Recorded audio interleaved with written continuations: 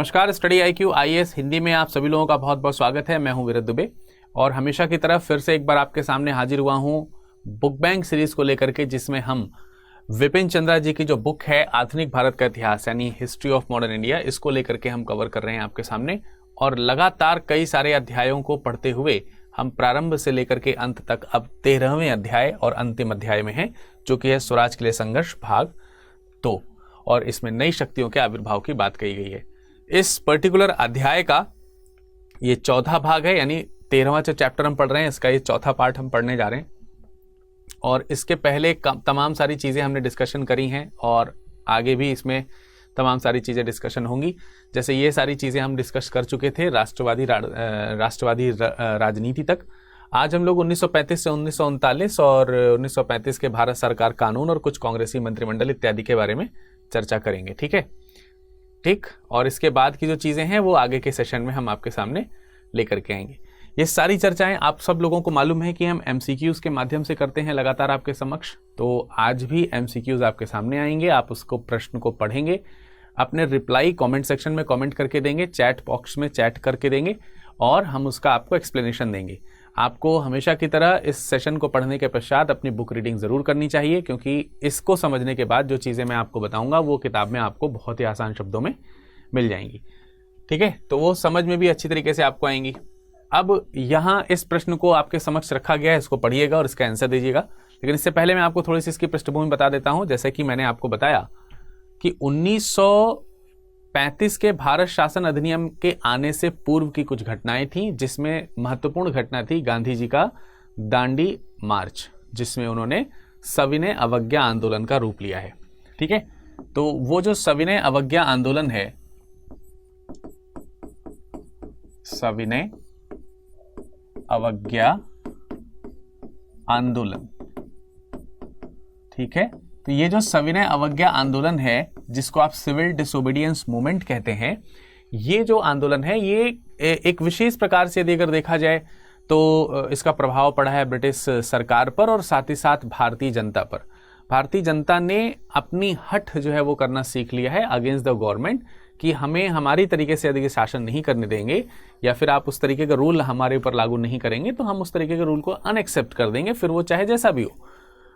साथ ही साथ मैंने आप लोगों को ये सब चीज़ें भी बताई थी कि 1929 के लाहौर अधिवेशन के पश्चात ये घोषणा की गई थी कि 1930 से हम अपने आप को स्वतंत्र मानेंगे।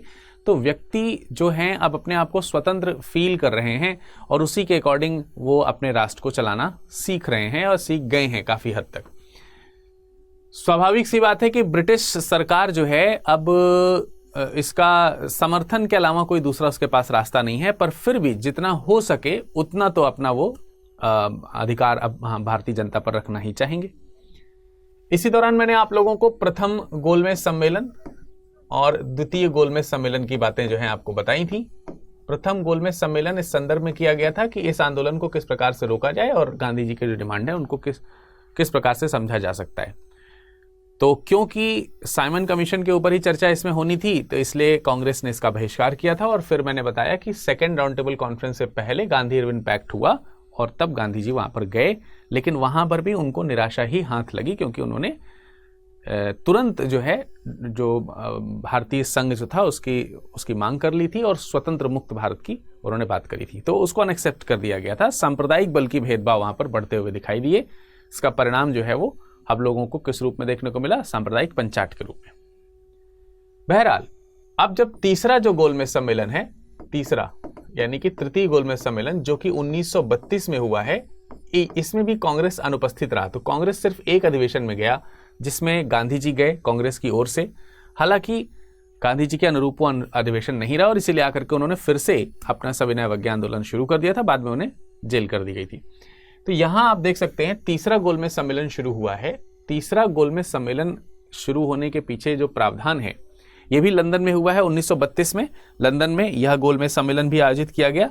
तो अब बात यही है कि किस प्रकार से आगे का हमको कार्यक्रम रखना चाहिए, ये चीज का यहाँ पर निर्णय लिया गया है। और इसी 1932 में जो अधिवेशन लंदन में हुआ है, इसी लंदन अधिवेशन में ही आगे जो 1935 का एक्ट जो आपको इंडिया में आते हुए दिखाई देता है, इस एक्ट के जो विचार हैं वो आपके यहीं पर फलीभूत हुए हैं 1932 में। तो मैं आपको ये बताना चाह रहा हूँ कि 1932 जिसमें जो थर्ड राउंड टेबल कॉन्फ्रेंस है जिसमें कांग्रेस ने पार्टिसिपेट नहीं किया है, उस वाले अधिवेशन में 1935 का जो भारत शासन अधिनियम है वो कैसे बनेगा, उसमें क्या क्या प्रावधान होने चाहिए, वो सारी चीजों पर चर्चा की गई है। और फाइनली 1935 में इसे भारत शासन अधिनियम के नाम से भारत में इंट्रोड्यूस किया गया, 1935 का भारत शासन अधिनियम। क्योंकि ये बात स्पष्ट हो चुकी थी, सेकेंड राउंड टेबल कॉन्फ्रेंस में गांधी जी ने ये बात स्पष्ट कर दी थी कि हमें प्रांतीय और संघीय सरकार यानी कि फेडरल गवर्नमेंट जो है वो चाहिए और तुरंत और तत्काल प्रभाव से चाहिए। हालांकि उस समय ब्रिटिशर्स ने उनकी बात को नहीं माना था, जिसका परिणाम यह हुआ था कि दोबारा से भारत में आंदोलन तेजी से शुरू हो गए थे और भारत में वामपंथी से लेकर के गांधीवादी विचारधारा के जितने भी लोग थे वो सब एकजुट होते हुए दिखाई दे रहे थे। स्वभावतः इस तरीके की चीजें लाई गई थी। तो ये जो भारत शासन अधिनियम आया, इसमें क्या क्या चीजें हुई? सबसे पहले तो इस कानून में एक अखिल भारतीय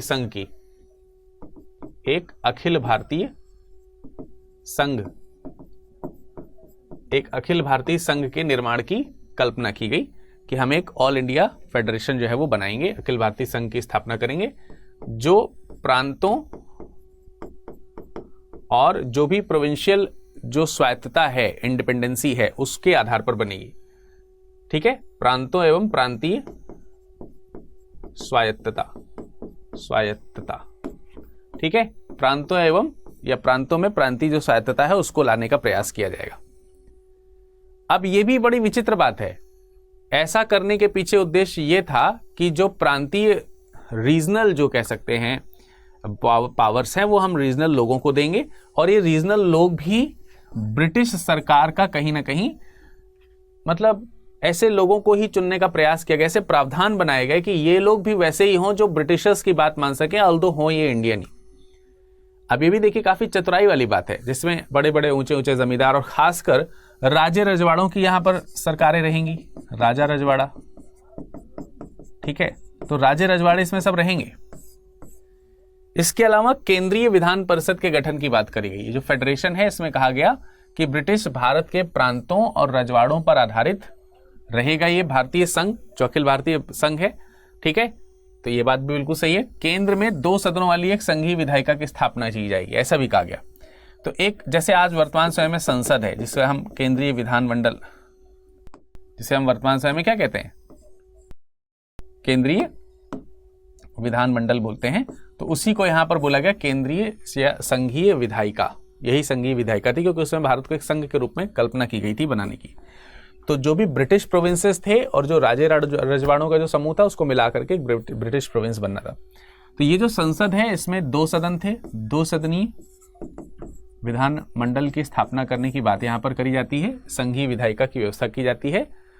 और इस संघीय विधायिका में ये जो राजे रजवाड़े हैं इनका प्रतिनिधित्व दिया जाएगा, यानी इसमें जो प्रांतों के रूप में जो राजे रजवाड़ों का जो प्रतिनिधित्व है वो आपको इसमें देखने को मिलेगा।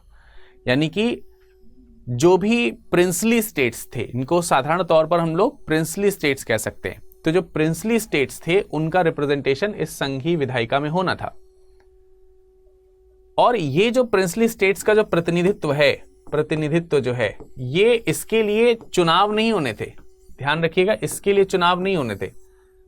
इस विधायिका में, इस संघीय विधायिका में भारतीयों को जो भारतीय यहां पर चुने जा सकते थे वो कितने थे, 14%, 14%। ठीक है, मतलब 14% लोग ही इलेक्शन में पार्टिसिपेट कर सकते थे। आप ऐसे समझिए, समस्त भारतीय लोग इलेक्शन में पार्टिसिपेट नहीं कर सकते थे, जो चुनावी प्रक्रिया है उसमें पार्टिसिपेट नहीं कर सकते थे। तो यहां पर ये संघीय विधानमंडल की बात हमको यहां पर देखने को आसानी से मिल जाती है। तो मैंने बताया आपको 14% जनता को मताधिकार प्राप्त था। तो अब बात यह आती है कि ये जो राजे रजवाड़ों का जो प्रतिनिधित्व है ये कहां से आता था? क्या ये जनता द्वारा चुन करके भेजे गए थे? क्या इन 14% में से थे? नहीं, ये जनता द्वारा चुन करके नहीं भेजे जाते थे, ये नामित होते थे, नामित। और स्वाभाविक सी बात है कि ब्रिटिशर्स अपने हिसाब से ही लोगों को नामित करते थे। तो इस प्रकार से अगर हम कथनों के बारे में जाएं तो पूछा जा रहा है कौन सा कथन असत्य है। तो पहला वाला स्टेटमेंट सही है ये 1935 के भारत शासन अधिनियम के प्रावधानों में से एक था। दूसरा वाला भी है, यह संघ फेडरेशन जो है ब्रिटिश सरकार के ब्रिटिश भारत के प्रांतों और रजवाड़ों पर आधारित था, जिसमें से रजवाड़ों का जो रिप्रेजेंटेशन है वो संघीय विधायिका में होगा, ठीक है। और ये जो रिप्रेजेंटेशन होगा ये चुन करके नहीं आएगा, बल्कि जनता के प्रतिनिधियों का द्वारा चुन करके नहीं आएगा, बल्कि इनको क्या किया जाएगा, इनको नामित किया जाएगा, ठीक है। हाँ, ये बात जरूर है कि राज्य रजवाड़ों का भिन्न भिन्न प्रतिनिधित्व दिया जरूर जाएगा, तो वही मैंने आपको बताया। तो इसमें ये वाला जो स्टेटमेंट है ये आपका क्या है, गलत है, ये वाला स्टेटमेंट सही है। चौथा कथन आपको सही दिख रहा है यहाँ पर, फोर्थ स्टेटमेंट सही है, ऑप्शन नंबर डी, ठीक है। करेक्ट आंसर क्या हो गया, ऑप्शन नंबर डी। ये आपको यहाँ पर ऑप्शन नंबर डी दिख रहा है, ठीक है ना, समझ में आ रही है बात, हाँ या नहीं। चलिए अगले प्रश्न की तरफ चलते हैं। कह रहा कांग्रेस ने ब्रिटिश सरकार द्वारा लाए गए 1935 के अधिनियम को पूरी तरीके से निराशाजनक क्यों कहा। जब ये इंट्रोड्यूस हुआ, भाई देखिए सिंपल सी बात है, 1931 में जो सेकेंड राउंड टेबल कॉन्फ्रेंस हुई थी उसमें गांधी जी ने इसी प्रकार के फेडरेशन की व्यवस्था करने के लिए कहा था। उन्होंने कहा था कि हम प्रांतों में प्रांतीय स्वायत्तता लाना चाहते हैं, इसलिए प्रांतीय सरकार होनी चाहिए, साथ ही साथ संघीय सरकार भी होनी चाहिए। तो प्रांतीय और संघीय सरकार के ढांचे की मांग गांधी जी ने करी थी, उसके अनुरूप ये ढांचा लेकर के आए और गांधी जी ने कहा कि उसमें इंडियन रिप्रेजेंटेटिव्स होने चाहिए। इन्होंने इंडियन रिप्रेजेंटेटिव्स भी दिए, लेकिन कितनी चतुराई के साथ दिए कि केवल 14% लोग ही मतदान में पार्टिसिपेट कर सकते थे भारतीय जनता के तौर पर, और राजे रजवाड़ों की तरफ से रिप्रेजेंटेशन जो है वो नॉमिनेशन के आधार पर होगा। इन सब में ब्रिटिश इन्फ्लुएंस जो है अच्छी तरीके से दिखाई देता था। इसके अलावा कई सारी पावर्स जो देखने में दिख रही थी कि इंडियंस के हाथ में आई हैं, वास्तविक रूप में उनकी बागडोर जो थी वो ब्रिटिशर्स के पास ही थी। फिर वो चाहे आर्थिक बागडोर हो, चाहे राजनीतिक बागडोर हो, या फिर सुरक्षा से संबंधित, चाहे वो स्थानीय सुरक्षा हो, और राष्ट्रीय सुरक्षा का तो उनको कोई ध्यान ही नहीं था। स्थानीय सुरक्षा में जैसे पुलिस प्रशासन वगैरह जो आता है, इन सब महत्वपूर्ण विषयों की जो बागडोर थी वो सब ब्रिटिशर्स के हाथ में थी। तो इंडियंस के हाथ में क्या था कि एक पार्टिसिपेशन, एक तो आपका लेजिस्लेचर में थोड़ा बढ़ गया था, और जो स्थानीय जो प्रशासन है वो आपके हाथों में आ रहा था। तो उससे ब्रिटिशर्स जो है वो क्या करते थे, जैसे कि स्थानीय जमींदार हैं, स्थानीय निकायों के चुनाव हैं, इन सब चीज़ों को उन्होंने स्थानीय जनता या उनके रिप्रेजेंटेटिव्स के हाथ में दे दिया था। अगर उसमें कुछ चीज़ें अनसेटल्ड होती हैं तो उसके रिस्पॉन्सिबल वो होंगे, क्योंकि उनको ज़्यादा पावर नहीं दी गई थी। दूसरा यहाँ पर यह भी बात है कि उनके द्वारा किसानों के ऊपर या जो दूसरे छोटे जमींदार वगैरह थे उनके ऊपर उनकी सुरक्षा के नाम पे या फिर उनको दूसरे सुविधाएं मुहैया कराने के नाम पे आप टैक्स वसूल सकते थे। वो आता किसमें, स्थानीय निकायों में, पंचायतों में और तमाम जगहों पर। लेकिन उन पर अधिकार किसका है, ब्रिटिश शासक का है। तो एक तरीके से इनडायरेक्टली मनी का ड्रेन भी आपको यहां से देखने को मिलता है। इसके पीछे मेन प्लानिंग इस तरीके की थी। तो यहाँ कांग्रेस जब इन सब चीजों को समझ रही है तो उसे निराशा ही दिख रही है कि ये केवल दिखावटी रूप में हमारी बातों को माना गया है, वास्तविक रूप में जो माना जाना चाहिए वो नहीं किया गया, ठीक है ना। तो अब यहां पे पूछा जा रहा है कि क्यों ऐसा दिख रहा है, क्यों उन्होंने कहा कि ये पूरी तरीके से निराशाजनक है। कांग्रेस ने ऐसा कहा, लेकिन क्यों कहा, तो क्यों कहा जरा देखिए। पहला लिखा है स्टेटमेंट, विधायिका में राष्ट्रवादी तत्वों को काबू में रखने के लिए राजा महाराजाओं का उपयोग किया गया था। अभी मैंने आपको बताया कि राजे रजवाड़ों का प्रतिनिधित्व आपको उसमें देखने को मिल रहा है भारतीय जनता के प्रतिनिधि के रूप में, और उनको नॉमिनेट किया जा रहा है। और आपको मैं बताऊं कि ये समय जो है 1935 वाला है। मैंने आपको बताया था कि भारतीय राष्ट्रवाद जो है बहुत तेजी से बढ़ चुका था। हालांकि इसमें वामपंथी विचारधाराओं का बहुत तेजी से उदय होना शुरू हुआ, और ये 1935 के बाद तो और तेजी से शुरू हुआ। क्रांतिकारी विचारधारा के जो लोग थे वो तो थे ही, लेकिन बहुत ज्यादा अब उनका यहां पर प्रभाव नहीं रह गया था। उनका प्रभाव बेसिकली अगर देखा जाए तो दूसरे दशक में हमको देखने को मिलता है, तीसरे दशक में देखने को मिलता है। अब ये चौथे दशक में हम एंटर कर गए हैं, तो चौथे दशक में उतना प्रभाव इसका नहीं देखने को मिल रहा है, लेकिन इनका प्रभाव हमको देखना, वामपंथी राष्ट्रवादी जो है उनका प्रभाव देखने को मिल रहा है। और ये वो लोग हैं, इसमें ज्यादातर लोग युवा हैं। सबसे बड़ी बात तो ये ज्यादातर क्या है, युवा हैं। और जब ये युवा हैं तो पढ़े लिखे हैं, युवा हैं, तो चीजें अच्छी तरीके से समझ रहे हैं और पॉलिटिकली अगर देखा जाए तो स्ट्रांग हो रहे हैं। तो इनको नियंत्रण, क्योंकि मैंने आपको बताया कि जो लेजिस्लेचर था लेजिस्लेचर था उसमें जो इंडियन पार्टिसिपेशन है वो बढ़ गया था, यानी कि भारतीयों का जो प्रतिनिधित्व है वो बढ़ गया। तो जब प्रतिनिधित्व बढ़ेगा, क्यों प्रतिनिधित्व बढ़ाने की मांग भारतीय कर रहे हैं? जिससे कि ऊट पटांग के कानून ना बन सके और भारतीय जनता का अहित ना हो सके और वो अपनी बात मनवा सके ब्रिटिश सरकार से। और अगर ऐसा हुआ तो ये तो ब्रिटिश सरकार का फेलियर है। तो उसको प्रोटेक्ट करने के लिए ऐसी जनता को यहां पर बैठाया गया जो रहेंगे इंडियन पीपल्स के रिप्रेजेंटेटिव के तौर पर, लेकिन मानेंगे या मानने के लिए मजबूर होंगे ब्रिटिश सरकार की बातों को, जिससे कि इनको काबू किया जा सकता। हालांकि कुछ राष्ट्रवादियों को भी स्थान दिया गया, लेकिन उनकी संख्या इनकी तुलना में काफी कम थी। तो विधायिका में यह बात बिल्कुल सही है कि राष्ट्रवादी तत्वों को काबू में रखने के लिए राजा महाराजाओं का उपयोग किया गया। रक्षा एवं विदेश विभाग पर अंग्रेजों का पूर्ण नियंत्रण होने के साथ साथ प्रांतीय विधानसभाओं के प्रति उत्तरदायी मंत्रियों का प्रांतीय प्रशासन के हर विभाग पर नियंत्रण था। यह बात भी बिल्कुल सही है। सबसे पहली बात यहां पे लिखी है कि रक्षा एवं विदेश विभाग, ठीक है, डिफेंस और जो फॉरेन डिपार्टमेंट है, इसका नियंत्रण जो है वो पूरी तरीके से अंग्रेजों के हाथों में था, यानी कि इस काउंसिल के हाथ में नहीं था। जो ये राजा महाराजा थे ना, इनको बनाया जरूर गया था, लेकिन इनके पास किसी प्रकार की शक्ति नहीं थी, शक्तिविहीन थे। ये शक्तिविहीन है। इनका ना तो रक्षा में कोई योगदान है और ना ही विदेशी मामलों में कोई योगदान है। तो किसके पास है ये दोनों डिपार्टमेंट?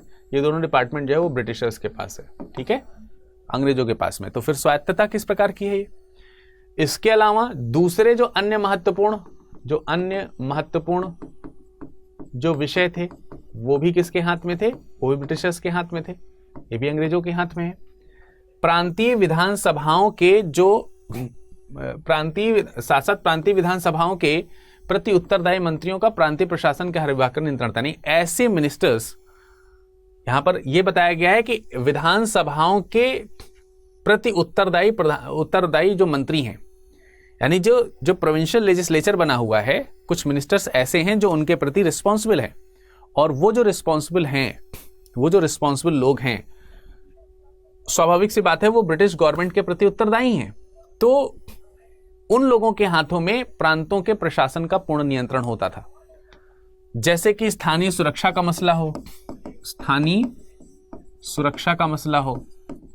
पुलिस का मसला हो, ठीक है, ये सब जो चीजें थी वो इनके हाथ में हुआ करती थी। तो एक तरीके से देखा जाए तो ये भी भारतीयों के हाथ में नहीं है। अब गवर्नर जनरल और गवर्नरों की नियुक्ति, गवर्नर जनरल जिसे आप वायसराय कह सकते हैं, लेकिन इसके बाद गवर्नर जनरल यहां पर कहा गया है, बीच में वायसराय भी कहा गया था। तो गवर्नर जनरल और जो प्रोविंसेस के जो गवर्नर हैं, प्रांतीय जो अध्यक्ष हैं, ये जो प्रोविंशियल काउंसिल बन रही है, प्रोविंशियल काउंसिल के जो हेड हैं वो गवर्नर्स हैं, और जो लेजिस्लेचर जो बना है, सेंट्रल लेजिस्लेचर जो बना हुआ है जिसमें 2 सदनी विधानमंडल है, उसका जो हेड है वो कौन है? वो गवर्नर जनरल है, यानी कि वायसराय है। इनको अपॉइंट कौन करेगा? इनको अपॉइंट करेगी ब्रिटिश सरकार, और ये लोग ब्रिटिश सरकार के प्रति ही उत्तरदायी थे, यानी प्रांतीय सरकारों के प्रति उत्तरदायी नहीं थे। और स्वाभाविक सी बात है कि भारतीय जनता के प्रति तो कतई उत्तरदायी नहीं थे। तो भाई इसमें इंडिया के पॉइंट ऑफ व्यू से क्या था, क्या चीजें थी जो भारत के पॉइंट ऑफ व्यू से ठीक लग रही थी? इतना ही कि कुछ लोकप्रिय और चुने हुए नेता जो थे वो ब्रिटिश प्रशासन के ढांचे में और जुड़ गए, यानी इनकी संख्या और बढ़ गई। हां, यह बात बिल्कुल सही है, लेकिन यह असंतोष का कारण नहीं है। असंतोष का कारण ये 3 है। कुछ और चुने हुए नेता भारत के ब्रिटिश प्रशासन के ढांचे में जुड़ गए, लेकिन जो लोग जुड़े उन्हें कोई अधिकार थोड़ी दिया गया, मैंने आपको बताया। तो बेसिकली आपसे पूछा गया है कि कांग्रेस ब्रिटिश सरकार द्वारा लाए गए 1935 के अधिनियम को पूरी तरीके से निराशाजनक क्यों कहती है? उसके पीछे जो मुख्य तत्व हैं वो ये हैं। मुख्य तत्व जो हैं वो ये हैं। अब केवल कुछ ही लोग यहां पर जोड़े गए थे, ये मुद्दा नहीं था। सारे लोगों को तो वो जोड़ भी नहीं रहे थे, वैसे भी नहीं जोड़ सकते। तो और ऐसी डिमांड अभी फिलहाल थी भी नहीं, वो तो स्वतंत्र होने के बाद ही हो सकती थी, स्वतंत्रता के परिप्रेक्ष्य में ही हो सकती थी। तो इसको आप स्किप कर सकते हैं। थोड़ा बहुत आपको लग रहा होगा कि सर ये भी एक कारण है, पर आप स्पष्ट रूप से ध्यान से समझने का प्रयास करेंगे तो आपको ये कारण नहीं समझ में आएगा। क्योंकि पूछा क्या जा रहा है कि असंतोष के क्या कारण थे, क्यों उन्होंने अनएक्सेप्ट किया? इसलिए तो नहीं अनएक्सेप्ट किया होगा कि हमारी संख्या कम क्यों रखी है। अगर ये संख्या कम भी होती, लेकिन जो अधिकार दिए गए थे वो अधिकार प्रॉपरली दिए गए होते और ऐसा डिस्ट्रीब्यूशन ऑफ पावर होता है जैसा कि डिमांड की गई थी, सो इस वाले पॉइंट में कोई दिक्कत नहीं थी अगर ऐसा ही रहता तो बेसिकली जो दिक्कत है वो यहां है। तो इस प्रकार से हम कह सकते हैं कि कथन 1, 2 और 3 में जो बात लिखी गई है वो कारण है इसके ना पूरा होने का, है ना? समझ में आ रही बात? तो इसका कथन का स्टेटमेंट कौन सा सही हो गया? Option number C. Option number C में जो बातें लिखी हैं वो आपको सही यहां पर दिखाई दे रही होंगी। चलिए अगले प्रश्न में चलते हैं।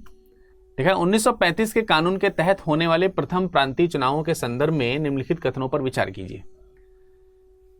अब मैंने बताया कि भारत में 14% जनता जो है वो मतदान में पार्टिसिपेट कर सकती थी और ये वही लोग थे जो पढ़े लिखे थे। ठीक है, तो स्वाभाविक सी बात है। अब देखिए 1935 में जो प्रांतीय चुनाव हो रहे हैं, वास्तविक रूप में 1935 का जो एक्ट है इसको इंडियन नेशनल कांग्रेस जो है वो बिल्कुल अनएक्सेप्ट करना चाह रही है। इंडियन नेशनल कांग्रेस से एक बात याद आ रही है, आप सब लोगों को मालूम होगा कि इंडियन नेशनल कांग्रेस के 2022 में अभी हाल ही में नए अध्यक्ष चुन लिए गए हैं, मल्लिकार्जुन खड़गे जी। उसके पहले अंतरिम अध्यक्षा के तौर पर श्रीमती सोनिया गांधी जी थी और उससे पहले राहुल गांधी जी थे जिन्होंने त्यागपत्र दे दिया था 2017 में। तो 2017 से 2019 तक उनका कार्यकाल था। 2019 में उन्होंने त्यागपत्र दे दिया था। 2019 से लेकर के 2022 तक अंतरिम गवर्नमेंट के तौर पर सोनिया गांधी जी, और कल जो है वो मल्लिकार्जुन खड़गे जी जो है वो अध्यक्ष चुने गए कांग्रेस के। तो कांग्रेस का पूरा इतिहास मैंने कवर किया है। इंपॉर्टेंट जो अध्यक्ष हैं उनके बारे में मैंने आपको बताया है। उस लेक्चर को जरूर देखिएगा, मुद्दे की बात प्रोग्राम के अंतर्गत। और अगर आपने नहीं देखा है तो जरूर देखिएगा, इसका लिंक आपको डिस्क्रिप्शन बॉक्स में नीचे मिल जाएगा, इसी में ही। ठीक है, तो इंडियन नेशनल कांग्रेस जो है वो इस एक्ट को बिल्कुल अनएक्सेप्ट कर रही थी, लेकिन फिर भी जो चुनाव प्रणाली है उसमें उसने जोरदार तरीके से पार्टिसिपेट किया, क्योंकि इस चुनाव में पार्टिसिपेट करने के माध्यम से उसे एक यह हक मिल गया था कि वो चुनावी रैली कर सकती थी, और चुनावी रैलियों में जम करके 1935 के अधिनियमों की जो कमियां हैं उसको उजागर करके आम जनता को अच्छी तरीके से बता सकती थी। तो ये उन्हें एक मौका मिला, और साथ ही साथ कांग्रेस जो है वो इस प्रचार के माध्यम से अपनी विजय हासिल करके जो भी उसे पावर मिली है उसका सही इस्तेमाल करके जितना सुधार करने की संभावना है एटलीस्ट उतना तो पहले वो करे, ये करने का उसने प्रयास किया। और इसी उद्देश्य से यहां पर यह प्रश्न पूछा जा रहा है। तो कांग्रेस ने इन चुनावों का विरोध किया क्या? चुनाव का विरोध नहीं किया है, 1935 के पूरे एक्ट का विरोध किया है, लेकिन चुनाव में पार्टिसिपेट किया है। तो ये वाला स्टेटमेंट जो है वो सही नहीं है। मतलब चुनाव का उन्होंने विरोध किया ऐसा सही नहीं, चुनाव में पार्टिसिपेट किया। फरवरी 1937 में हुए इन चुनावों में कांग्रेस ने जीत हासिल करी। 11 प्रांतों में चुनाव हुए और 11 प्रांतों के इस चुनाव में 11 प्रांतों में चुनाव हुए और 11 प्रांतों के चुनाव में 7 प्रांत ऐसे थे जिसमें जो है वो जीत हासिल हुई है इंडियन नेशनल कांग्रेस को,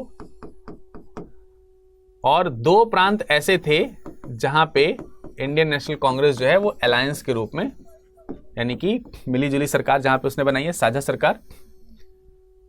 और पंजाब और बंगाल, ये 2 ऐसे प्रांत थे जहां पर गैर कांग्रेसी सरकार बनी, गैर कांग्रेसी सरकार विजित हुई। तो ये 2 प्रांत थे। तो ये हो गए आपके 2, 2, 4 और 7, 4, 11 11 प्रांतों का इस तरीके से इलेक्शन रहा, जिसमें स्पष्ट रूप से कहीं ना कहीं ये साबित हो गया कि कांग्रेस को और उसकी विचारधाराओं को भारतीय जनता समझ पा रही है और उसका साथ देने के लिए तैयार है।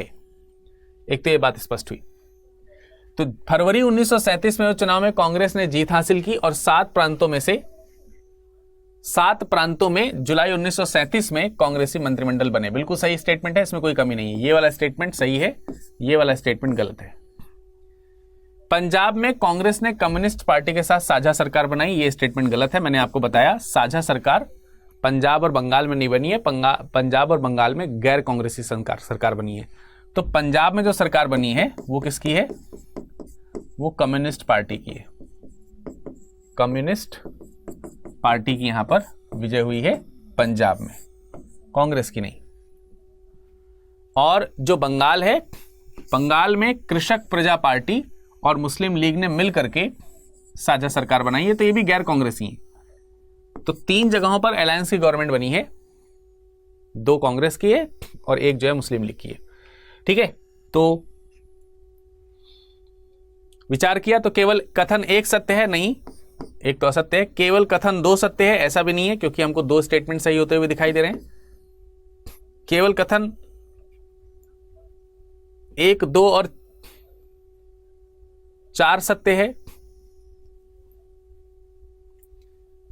ये ऑप्शन में थोड़ी सी यहां पर गलती दिख रही है। अगर हम यहां पर ये कर दें, इसको 1 को हटा दें, अगर हम 1 को यहां से हटा दें तो हमारा आंसर आ जाएगा। ठीक है, केवल कथन 2 और 4, केवल कथन 2 और 4 सही है। तो आप यहां पर देख पा रहे हो केवल कथन 2 और 4 वाला जो स्टेटमेंट है ये आपका सही हो जाता है। ठीक है, स्टेटमेंट 2 एंड 3 ये करेक्ट है। तो करेक्ट आंसर हो गया ऑप्शन नंबर सी।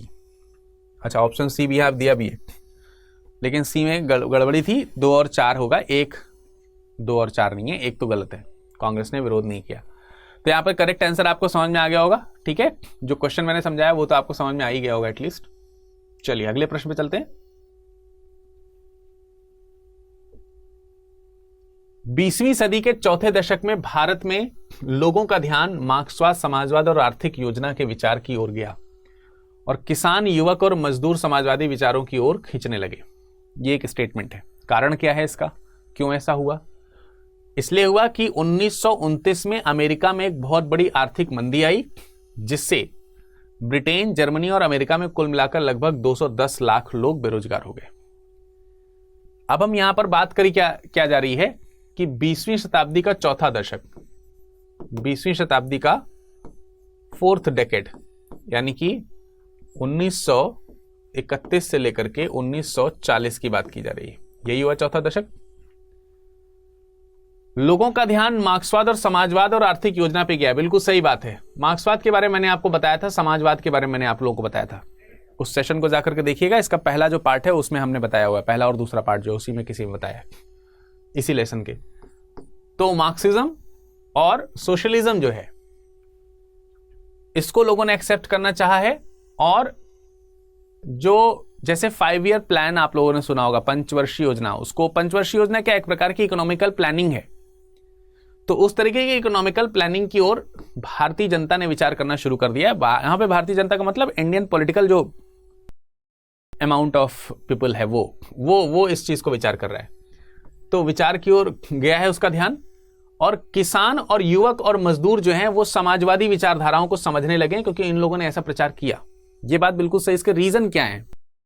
इसका रीजन भैया आर्थिक मंदी हो सकता है, लेकिन अमेरिका में जो आर्थिक मंदी आई है इस वजह से लोग समाजवाद की ओर गए हों, इससे बेहतरीन कारण एक ये था कि 1929 में जो अमेरिका में आर्थिक मंदी आई, जिसमें से जो ब्रिटेन था इसमें तकरीबन 30 लाख लोग बेरोजगार हो गए, जर्मनी जो था, जर्मनी इसमें तकरीबन 60 लाख लोग जो थे वो बेरोजगार हो गए, और अकेले यूएस की बात करते हैं तो इसमें 120 लाख लोग जो हैं वो बेरोजगार हो गए।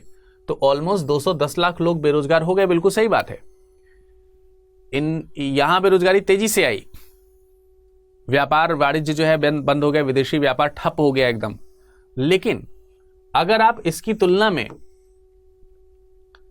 अगर आप इन सब चीजों की तुलना में सोवियत संघ की बात करेंगे, सोवियत संघ की अगर बात करेंगे आप, अगर आप इन सब चीजों की तुलना में सोवियत संघ की बात करेंगे, मतलब comparison to Britain, Germany and America, यहां पे तो भयंकर असर हुआ, लेकिन सोवियत संघ में इसका उल्टा असर हुआ इस मंदी का। 1929 और 1936 में दो इन लोगों ने इकोनॉमिकल प्लान्स बनाए जिनको आर्थिक योजना कहा गया। आर्थिक योजना, इन्होंने दो आर्थिक योजनाएं जो हैं यहां पर बनाई, लागू करी, और इन सब चीजों से यहां पर दो, मतलब एक तरीके से आर्थिक योजनाएं पंचवर्षीय थी। पंचवर्षीय जो योजनाएं हैं ये चीज आपको यहां पर देखने को मिल रहा है कि ये यहां पर सक्सेसफुली लागू हुई, और इसका प्रभाव ये हुआ कि इसी चौथे दशक में जहां ये बेरोजगारी को झेल रहे थे, इसी चौथे दशक में सोवियत रशिया जो है ये क्या कर रहा था, इसने अपना उत्पादन जो है, उत्पादन और उससे होने वाला जो लाभ है वो 4 गुना कर लिया, 4 टाइम्स बढ़ गया। जहां यहां पर सारी चीजें गंवा रहे हैं, ये रोजगार और उत्पादन जो है वो 4 गुना बढ़ा लिए। इकोनॉमिक प्लान, और उसके पीछे कारण क्या है, समाजवाद और मार्क्सवाद। इन्होंने मार्क्सवाद और समाजवाद को अच्छी तरीके से अपनाया। इसी बात से प्रेरित होकर के भारतीय, क्योंकि इस, अरे भाई जब ब्रिटेन पे असर पड़ रहा है तो उस समय तो इंडिया ब्रिटिश इंडिया ही है ना, तो रास्ता यही निकला कि हमें समाजवाद अपनाना चाहिए। और कांग्रेस ने समाजवाद का जम करके, इनफैक्ट 1936 का जब कॉन्फ्रेंस हुआ है, कांग्रेस का जो कॉन्फ्रेंस हुआ है पंडित जवाहरलाल नेहरू की अध्यक्षता में, उसमें उन्होंने समाजवाद को फैलाने के लिए कांग्रेस से रिक्वेस्ट किया है, सोशलिज्म को। तो यहां पर ये जो कारण दिया है, कारण बिल्कुल सही है। कारण में जो स्टेटमेंट लिखा है ये स्टेटमेंट सही है, बट स्टेटमेंट इसको सही तरीके से कारण के रूप में नहीं प्रकट कर पा रहा है। ये अपनी जगह सही है, अपनी जगह सही है, कथन और कारण दोनों सही हैं, लेकिन व्याख्या जो है वो सही नहीं है। व्याख्या ये वाली अगर लिखी होती तो ज्यादा सही होता। तो इसका करेक्ट आंसर क्या हो जाएगा, इसका करेक्ट आंसर हो जाएगा option number B. Option number B इसका करेक्ट आंसर हो जाएगा। ठीक है, समझ में आ गई बात, हाँ या नहीं? आइए सुभाष चंद्र बोस जी के बारे में जानते हैं। सुभाष चंद्र बोस के विषय में निम्नलिखित कथनों में से कौन सा असत्य है? उन्होंने 1938 और 1939 के कांग्रेस अधिवेशन की अध्यक्षता करी। मैंने आपको बताया कि इंडियन नेशनल कांग्रेस में कब कब किसने किसने कहां कहां अध्यक्षता करी है, महत्वपूर्ण विषय मैंने कंप्लीट कवर किए हैं, जिसका लिंक आपको डिस्क्रिप्शन बॉक्स में मिल जाएगा। मुद्दे की बात प्रोग्राम में कांग्रेस के तमाम सारे जो महत्वपूर्ण अध्यक्ष हैं 1985 से लेकर के 1885 से लेकर के 1885 से लेकर के 2022 तक सारा अपडेट मैंने वहां पर दिया, आप जरूर जाकर के देखिएगा। उसमें हरिपुरा और त्रिपुरी अधिवेशन जो है उसके बारे में मैंने बात करी है। हरिपुरा और त्रिपुरी, ये जो अधिवेशन है इसकी हमने बात करी है। सुभाष चंद्र बोस जी इसके अधिवेशन की अध्यक्षता करने लगे थे, बिल्कुल सही बात है। लेकिन जब पहली अध्यक्षता करी तो गांधी जी ने उनका विरोध किया। तो तमाम सारे जो कांग्रेस में गांधीवादी विचारधारा के लोग थे उन्होंने भी इनका विरोध किया। लेकिन बावजूद इस विरोध के 1939 में वो दोबारा से कांग्रेस के अध्यक्ष बन गए। तो अगला स्टेटमेंट लिखा है, गांधी जी ने 1938 में सुभाष चंद्र बोस के अध्यक्ष बनाए जाने का विरोध किया, बावजूद इसके दोबारा 1939 में कांग्रेस अध्यक्ष बने। कौन? सुभाष चंद्र बोस जी। बिल्कुल सही बात है, ये स्टेटमेंट भी सही है। 2 स्टेटमेंट तो सही हो गए। तो पहला वाला सही है, दूसरा वाला सही है। सुभाष चंद्र बोस और उनके वामपंथी साथी फॉरवर्ड ब्लॉक की स्थापना करना चाहते थे, इसलिए उन्होंने कांग्रेस के अध्यक्ष पद से इस्तीफा दे दिया। तो क्या कांग्रेस के अध्यक्ष पद से इस्तीफा देने के पीछे मेन मकसद यही था? तो ऐसा नहीं है। कांग्रेस के अध्यक्ष पद से इस्तीफा देने का मेन मकसद था कि 1938 में अध्यक्ष बनाए जाने के बाद जब गांधी जी ने विरोध किया, गांधी जी ने इनके अध्यक्ष बनाए जाने का जब विरोध किया, तो गांधी जी के कई सारे जो समर्थक थे जो कांग्रेस में थे, कई सारे कांग्रेस के जो लोग थे जो गांधी समर्थक थे, गांधी समर्थक, उन्होंने भी इनके कार्यप्रणाली का विरोध करना शुरू कर दिया। और इसीलिए इनके तमाम सारे जो वामपंथी थे, वामपंथी विचारधारा के जवाहरलाल नेहरू भी थे, बड़ी बात यह थी। तो इनके जो वामपंथी साथी थे वो इनके साथ यानी सुभाष चंद्र बोस के साथ निकल गए और उन्होंने फॉरवर्ड ब्लॉक की स्थापना। तो कांग्रेस पद अध्यक्ष पद से इस्तीफा देने का यह कारण नहीं था कि उन्हें फॉरवर्ड ब्लॉक स्थापित करना था, वो निकले और उसके बाद उन्होंने अध्यक्ष पद से इस्तीफा दे दी। तो ये पॉइंट में ये जो लास्ट वाला स्टेटमेंट है ये इसमें लिखी गई लैंग्वेज गलत है। तो केवल कथन 3 ऐसा है जो गलत लिखा हुआ है, बाकी सही है। ठीक है, तो करेक्ट आंसर हो गया ऑप्शन नंबर सी। अगला प्रश्न है, निम्नलिखित में से कौन सा सत्य है? 1936 के लखनऊ अधिवेशन में नेहरू जी ने कांग्रेस से समाजवाद को अपना लक्ष्य बनाने का आग्रह किया था। मैंने अभी थोड़ी देर पहले बताया 1936 में इन्होंने कांग्रेस से रिक्वेस्ट करी कि हम सब लोगों को गांव-गांव जाना चाहिए, समाजवाद का प्रसार करना चाहिए, वामपंथी विचारधाराओं को और फैलाना चाहिए। आर्थिक मंदी के समय में यही है जो निकाल सकता है, भारत को मंदी के प्रभाव से मुक्त कर सकता है। तो ये अधिवेशन लखनऊ में हुआ, बिल्कुल सही बात है। 1934 में आचार्य नरेंद्र देव और जयप्रकाश नारायण के नेतृत्व में कांग्रेस समाजवादी पार्टी की स्थापना हुई। बिल्कुल सही बात है। जयप्रकाश नारायण जी यानी जेपी नारायण जी समाजवाद के बहुत बड़े उदाहरण हैं और उनके नेतृत्व में कांग्रेस समाजवादी पार्टी की स्थापना हुई है। ये बात बिल्कुल सही है, दोनों स्टेटमेंट सही हैं। और लिखा है 20वीं सदी के चौथे दशक में all India student federation, all India student federation यानी AISF, इसको एस्टैब्लिश किया गया था 1936 में लखनऊ में। कहां एस्टैब्लिश किया गया था? ऑल इंडिया स्टूडेंट फेडरेशन जो है ये अखिल भारतीय छात्र संघ बनाया गया था लखनऊ में। लखनऊ में गंगा प्रसाद मेमोरियल हॉल में इसकी मीटिंग हुई थी और इस मीटिंग में अध्यक्षता जो है जो जिसने करी है, पहले तो इस चीज को गांधी जी का समर्थन भी प्राप्त था कि छात्र जो है वो भी राष्ट्रवाद को समझे। और इन्हीं सब चीजों के आधार पर आगे आप देख रहे हैं कि JNU स्टैब्लिश हुआ है। ये सब विचारधारा इसी प्रकार से उदित हो रही है। तो आप देख रहे हैं ये जो ऑल इंडिया स्टूडेंट फेडरेशन है, गांधी जी भी चाहते थे कि स्टैब्लिश हो और ये जो अध्यक्षता हुई है इसकी अध्यक्षता नेहरू जी ने और इसमें साथ साथ मोहम्मद अली जिन्ना भी शामिल है। इन दोनों लोगों ने इसकी अध्यक्षता करी थी ऑल इंडिया स्टूडेंट फेडरेशन की। तो कहा जा रहा है कि 19-20वीं शताब्दी के चौथे दशक में ऑल इंडिया स्टूडेंट फेडरेशन और अखिल भारतीय प्रगतिशील लेखक संघ, बिल्कुल सही बात है, अखिल भारतीय